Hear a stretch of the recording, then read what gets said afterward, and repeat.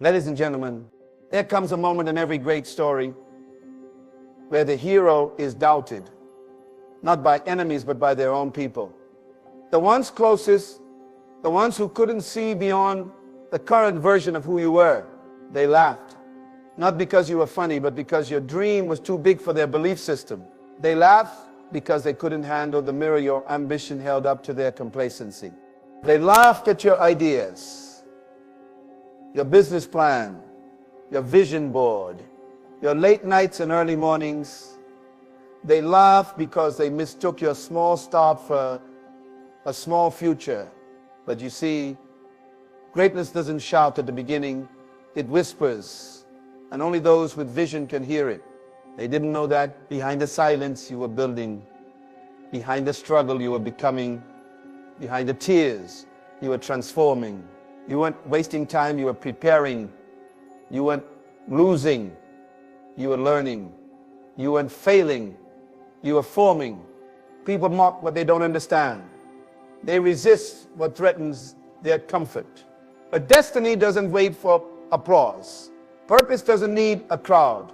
And favor doesn't require consensus. You were never called to be popular, you were called to be powerful.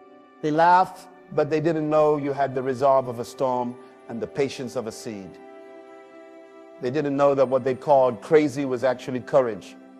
What they called foolish was actually faith. What they laughed at was actually a blueprint for something they couldn't comprehend. And now, the table is turning. The silence is shifting. The same mouths that mocked will soon be mute in awe. The same voices that doubted will now echo with wonder. Because breakthrough doesn't ask for permission, it arrives. Rejection and ridicule are often misunderstood. Most people take them as signs to retreat, to reconsider, to quit. But in reality, rejection and ridicule are often confirmations that you are walking in purpose. When you start to pursue something that disrupts the norm, it naturally draws resistance. Purpose is not passive. It provokes, it stretches, it challenges systems and exposes mediocrity. And the moment you begin to walk in that purpose, you disturb what others have accepted as ordinary. That disturbance causes discomfort, and discomfort triggers reactions, often in the form of rejection and mockery. So when you carry something that's bigger than your environment, your vision will threaten the limits of those who've become comfortable with average. They won't always attack your dream because they hate you. Sometimes they attack it because it reminds them of the one they buried. Your courage confronts their complacency. Your hunger exposes their apathy. Your movement becomes a mirror to their stagnation. And so to silence the discomfort, they ridicule. To manage their own sense of failure, they reject. Not because you're wrong, but because your presence is a prophetic disturbance to their settled life. The truth is, the most powerful callings in history have always been met with resistance. Prophets were ignored, innovators were mocked, pioneers were exiled, and yet they pressed on. They knew that purpose does not require approval, that walking in divine assignment doesn't come with applause. Instead, it comes with opposition. But that opposition isn't a stop sign. It's a signpost, a sign that you're going the right way, that you've left the safety of the crowd and stepped onto a path carved specifically for you. When you're not making waves, you're probably still in the shallow end. Ridicule is often the ripple effect of deep waters. Rejection is often the echo of fear from those too afraid to leave their boat. That you were never built to stay docked. You were created to sail beyond the opinions of people and into the horizon of purpose. The winds of rejection may push you, but they don't have to break you. In fact, they might just be the wind God uses to accelerate you. If you're being mocked, don't let it mute you. If you're being rejected, don't let it redefine you. Instead, let it refine you. Let it reveal what's in you.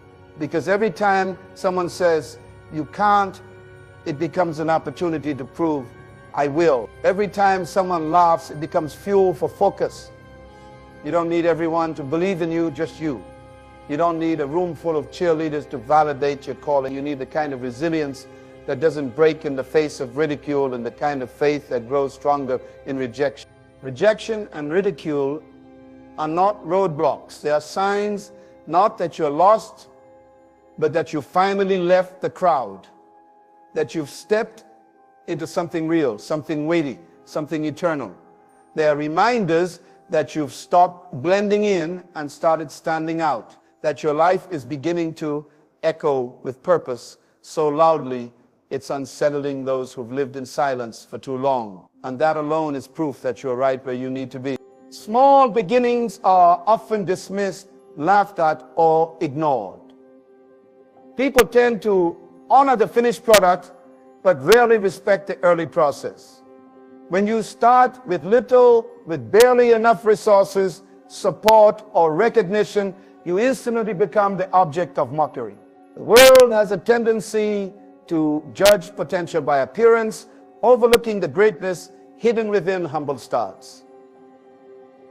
Yet those very beginnings, which seem insignificant to others, are the soil where inner strength is cultivated. They teach you discipline when no one is watching, persistence when no one is clapping, and faith when there is no evidence that success is near. Mockery has a way of forcing you to make a decision, either shrink back in shame or dig deeper in resolve. It confronts your identity and tests your conviction. When people mock what you're building because it's small, they're not really laughing at the dream, they're laughing at the process. But that process is sacred. It's where your roots grow deep. It's where your character is tested and refined. You learn to work not for the approval of men, but for the fulfillment of purpose. The silence of early stages sharpens your ear to hear your own inner voice and the whispers of vision that others can't see. The beauty of small beginnings is that they strip away pride and dependency on external validation. They force you to believe before others do. They train your eyes to see potential in what appears invisible, and your hands to build what no one else thinks is possible. You begin to value progress over praise. And that shift is powerful, because if you can keep moving without applause, if you can stay focused without a crowd, then your foundation becomes unshakable. You become internally driven, not externally manipulated. Mockery, when handled right, becomes a mirror. It reveals not just what others think about your beginnings, but what you truly believe about yourself. Do you internalize their doubts or anchor yourself in vision?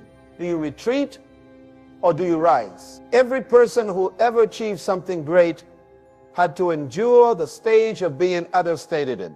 It's almost a rite of passage. The small beginning is where humility and hunger collide, and that collision produces something dangerous, quiet confidence. Not the kind that boasts loudly, but the kind that endures storms and emerges with wisdom.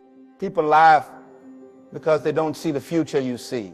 They don't know what's in your heart or what's buried in your potential, but you do. And that's why small beginnings are powerful, because they force you to carry vision in the dark. They teach you to honor progress, even when it's invisible to others. They break you of the addiction to being seen and introduce you to the value of becoming. Great trees don't start big, they start buried. And it's in the soil of obscurity that strength is built. Small beginnings might provoke mockery from others, but they awaken something even greater in you. Unshakable belief, tested perseverance, and the kind of strength that no spotlight can give. People often respond with laughter when they are confronted by something that challenges their understanding or stretches beyond their experience. Laughter, in this context, is not amusement but dismissal. It is a defense mechanism. When you pursue a vision that seems outrageous, when you chase a dream that defies logic, you will often find that the first response from others is ridicule. They laugh not because your idea is funny, but because it disrupts their sense of normal. It forces them to question their own limits. And instead of investigating or supporting, they mock in order to maintain their comfort. This is the nature of people who live in the safety of predictability. They see your ambition as a threat to the status quo, and laughter becomes their way of minimizing what they cannot grasp. The history of greatness is filled with pioneers who were ridiculed before they were respected. When people cannot comprehend the magnitude of your vision, they are quick to reduce it to something they can manage. And often that reduction comes in the form of laughter. But just because something is misunderstood doesn't mean it lacks value. In fact, the most groundbreaking ideas are always first met with resistance. Why? Because they introduce something unfamiliar, and the unfamiliar makes people feel vulnerable. That vulnerability breeds fear, and fear seeks control. When people realize they can't control you, they often try to contain you with their opinions, their jokes, and their doubts. There is a deep connection between fear and the desire for control. People want life to be predictable and safe. They want others to stay within familiar boundaries. So when you step outside those boundaries, when you break patterns, exceed expectations, or rise from places they thought you'd never escape, you disrupt their worldview. And disruption breeds discomfort. Rather than admit they don't understand or can't control the outcome, they criticize and laugh, hoping to pull you back into the box they created for you. Their fear is not really about you, it's about what you represent. You represent freedom. You represent the possibility that more is available, that limits can be shattered, that mediocrity is not a requirement. To rise above this mockery, you must understand its source. You must realize that ridicule is often a disguise for insecurity. The people who laugh are often those who once had dreams but gave up. Your courage reminds them of their compromise. Your growth confronts their stagnation. And instead of letting that motivate them, they mask it with mockery. But don't let their laughter become your limitation. Let it become fuel. Let it become evidence that you're on the right path, that you're doing something worth noticing, even if it's not yet understood. The truth is, visionaries will always look foolish to spectators. Dealers will always be mocked by bystanders. But in time, what was once laughed at becomes admired. What was dismissed becomes desired. And the same mouths that laughed will one day speak praise. Until then, you must walk with clarity, knowing that their laughter says more about their limits than your potential. Being underestimated is often seen as an insult, a slight, or a reason to prove others wrong. But in reality, it is a test. It is not just about how others perceive you. It is about how you perceive yourself in the face of their doubt. When people look at you and see less than what you carry, it creates a defining moment. That moment becomes a mirror, not of their opinion, but of your inner strength. Your response to being underestimated is the bridge between where you are and where you are going. Some people crumble under the weight of rejection. They internalize low expectations and begin to act in alignment with other people's limited vision. But others use it as motivation, as fuel to dig deeper, rise higher, and move forward with greater resolve. Being underestimated is not the problem. The problem is believing the lie that their evaluation defines your capacity. You cannot allow the limited lens of others to shrink your identity or slow your pursuit. What you do in the shadows, how you prepare in silence, how you commit when no one is clapping, that's what determines your promotion.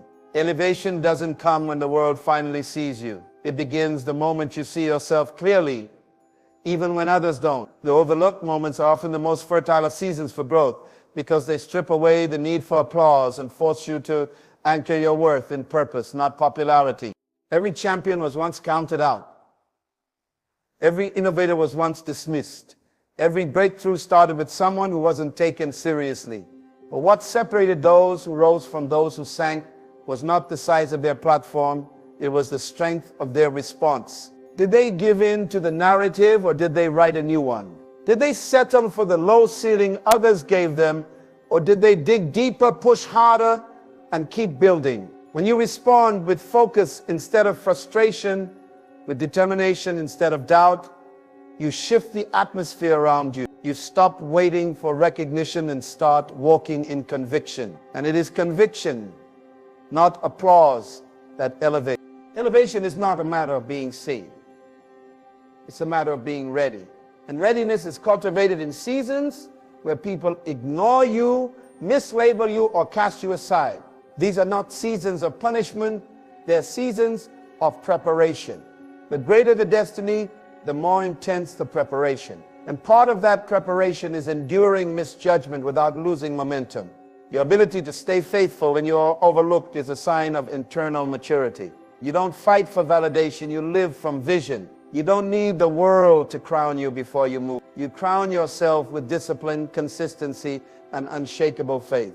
When you are underestimated, remember, it's not a threat, it's an opportunity. It's a divine setup. Because while they are sleeping on you, you are waking up to yourself. While they're counting you out, heaven is counting on you. And when your moment comes, it won't be a surprise to you. It will be the harvest of how you responded in silence. Critics are loud in the beginning. They question your choices, mock your dreams, and measure your worth through the lens of their own limitations. They speak boldly because doubt doesn't require courage. It only requires an audience. But while they talk, time moves, and time does something powerful when paired with persistence. Time reveals what talk tries to hide. It exposes what's real and separates pretenders from purpose-driven people. Persistence doesn't scream back at the critic. It doesn't engage in arguments, prove points, or beg for understanding. It simply continues. It moves forward undeterred, unapologetic, and focused. And over time, consistency begins to speak so loudly that critics have no choice but to fall silent. There is a power in not quitting. There is a force in showing up day after day, even when no one claps, even when no one believes, even when people mock or minimize your efforts. The world may dismiss you for a season, but time is an equalizer. The one who remains faithful, the one who keeps building in silence, the one who plants seeds, even when others scoff, this is the one who will harvest in due season. Words may travel fast, but results outlive them. Time gives voice to the silent labor of persistence. It gives weight to the sacrifices, the unseen hours, and the private discipline. And when fruit begins to appear, it makes all the mockery irrelevant. People forget how loudly they doubted when they're forced to confront undeniable success. The same mouths that laughed will be silenced, not because you retaliated, but because your fruit speaks louder than their opinions. That's why wise builders don't waste time explaining. They invest time creating. They understand that results are the only reply needed. Critics are fueled by attention. They thrive on your reaction. But time and persistence, they work in the background, unmoved by noise, motivated by vision, and in the end, they win. When you embrace the journey and commit to the process, you give yourself permission to be misunderstood. You allow people to mislabel you for a moment because you know purpose will define you in the long run. The goal is not to win arguments, it's to win the future. The goal is not to change every critic's mind, it's to fulfill the assignment that called you in the first place. Time is your ally. It gives perspective. It gives growth. It strengthens what critics can't see. And persistence ensures that you keep showing up even in the face of laughter, rejection, or being ignored. This is the silent strength of those who rise. They don't spend energy defending their dreams. They spend energy developing them. And the more they build, the less relevant the critics become. In time, the same people who said it couldn't be done will be forced to adjust their narrative. Not because you demanded their respect, but because your life became the evidence. And that evidence speaks volumes. It speaks louder than the loudest insult, louder than the harshest doubt, because time and persistence always have the last word. So let them laugh.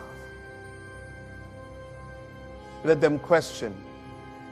Let them misunderstand the depth of what you're building, because one day they will no longer be able to ignore what your quiet persistence has produced.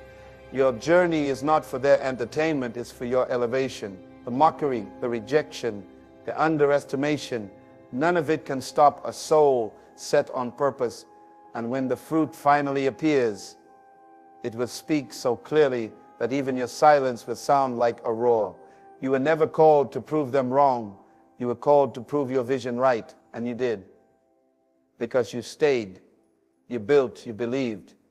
And now what once drew laughter draws admiration. This is your moment. This is your reward. They laughed at you, but look who's smiling now.